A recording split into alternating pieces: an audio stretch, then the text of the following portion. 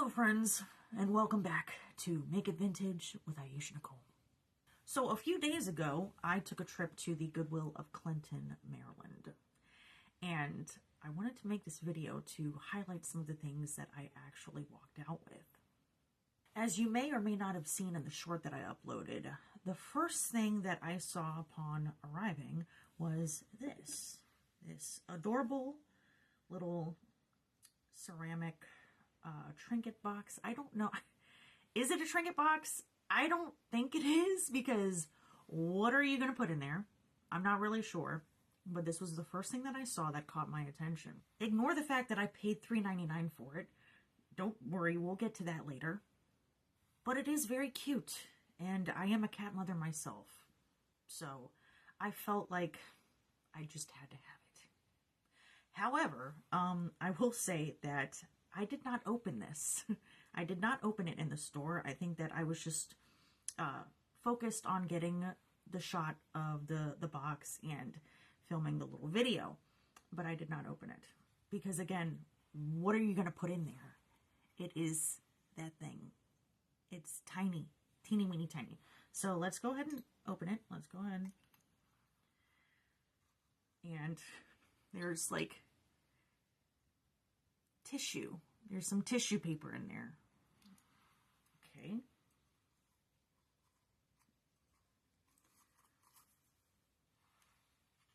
Nothing else. Nothing else in the box. There is something in this tissue paper. Let's see what it is. It's a book of music. It is a tiny ceramic book of music notes. Oh my god. So I guess it just sits on the piano in front of the little kitty, just like that. And there we go. We have a little mystery treasure inside the box. I didn't think that there would be anything in there, but there it is. And next up we have these adorable little, very 1980s looking half masks of some very pretty ladies here. That's one. It's two of them. Here's the second one. I think the red one might actually be my favorite. The red is so gorgeous and striking, and I'm not sure of how old these actually are. The feathers are very clean. Nothing's chipped, nothing's scratched. These are so pretty. And I remember having these on my wall when I was little. So it's kind of nostalgic, and I felt like I just had to have them. And they do have these stickers of the company in which they were made on the inside there. It says, "This American-made product is carefully handcrafted by Unique Creations of Bryant Street, San Francisco, California." And they still have the old phone number on the back as well. So I thought that was yeah, I definitely had a nostalgic moment seeing these on the shelf there. And I just grabbed them. Again, $3.99 a piece. I think that's a little crazy. But do I totally regret buying them? No, not really, because again, they're in such good condition, and I think that they're very sweet looking. Next up, we have this vase. It's a very bright, almost neon yellow glass vase. It's actually very nice, and again, no damage. So that is something has to be said for glassware that you find just at a thrift store. There's no marks, there's no nicks, there's no scratches, and it's in very good condition. So I loved it. So again, the more I looked around, the more I realized that everything had a $3.99 sticker on it. And I was starting to get just so frustrated and so annoyed by this, because I'm like, there's no way. Everything can't be $3.99, okay? But that's just what it was. And then I saw this, again, $3.99. But, I mean, how do we feel? How do we feel about this? Because owls are my favorite. So again, if I see something that has an owl on it, I almost feel obligated in a way to just go ahead and give it a better home. And that's exactly how I felt when I saw this. And wow, how cute. How cute. It's got a little tassel on the end. I don't know, I might leave that. I might not leave it. I'm not really sure. But the owls on this are, of course, a transfer. So nothing is hand painted on this. But it's the teapot with the teacup. And they both match. They both match, and I mean, just absolutely darling. Again, for $3.99, probably shouldn't have done that. Shouldn't have done that, but I did it. So, what are you going to do? Moving on to these two beautiful little ceramic corncob mugs. Just like, when I saw these, I was like, those are so, they're so fun. And they do have a bit of a mid-century appeal to them, I think. So I was like, okay, yeah, I think these were 99 cents a piece. So I was not too mad about that. I have so many ceramic tiki mugs, but I don't have anything quite like this. And as soon as I saw it, I knew that I had to just go ahead and put it in the cart so that it could join the family. It could join the family of the rest of my tiki stuff at home. And yeah, for $1.99, and it's marked on the bottom. So, authentic Hawaiian vintage tiki mug, and I think she is just darling. I will never stop collecting these. I don't care how many of them I already have. Because in this one, I mean, just hopefully my camera can pick up the detail of the gold with the amber and the petals of those flowers. The lavender and purple and the leaves almost look iridescent. And I just, man, I mean, if it's a ginger jar, that's kind of unfortunate because it's missing the lid. But I feel like this is just a vase, so I'm just gonna keep it and put some lovely flowers in there. And I can't believe I almost forgot this adorable little, I think this is chalkware. It's either chalkware or ceramic, but very, very vintage kind of grandma core.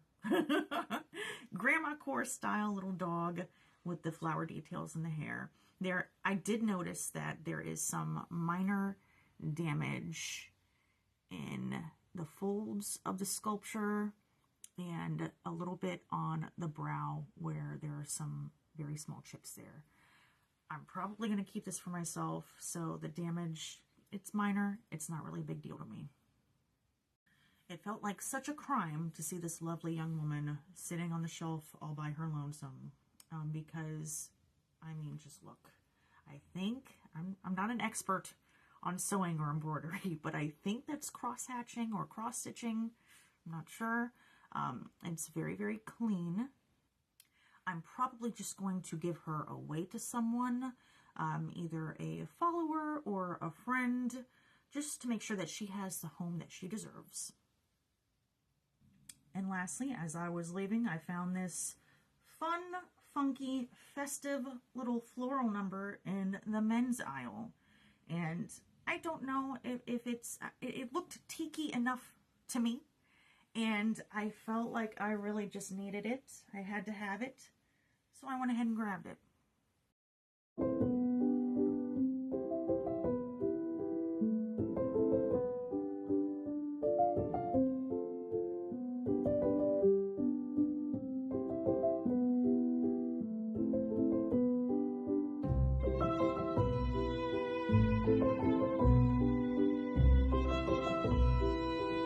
And now that we've gotten some of our share time out of the way, I figured it was important, if I could, be a bit candid and vulnerable with you guys for just a moment.